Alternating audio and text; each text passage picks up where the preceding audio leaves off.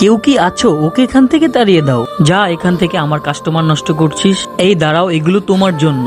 এই দাঁড়াও, এগুলো তুমি খেও না।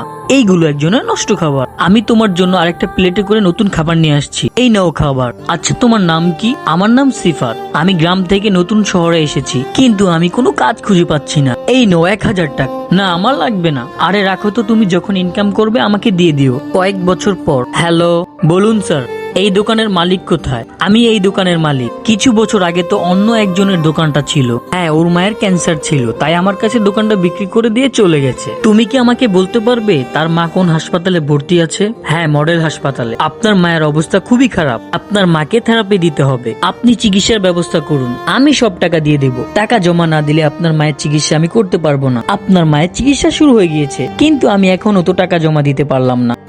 আল্লাহর এই সুন্দর নামটি দেখে যারা লাইক সাবস্ক্রাইব করবে, আল্লাহ তুমি তাদের হজ করার তৌফিক দান করো। আপনার হাসপাতালের বিল অন্য একজন দিয়ে গেছে। রিয়া তাকে খোঁজার চেষ্টা করে, কিন্তু লোকটি সেখান থেকে চলে গেছে।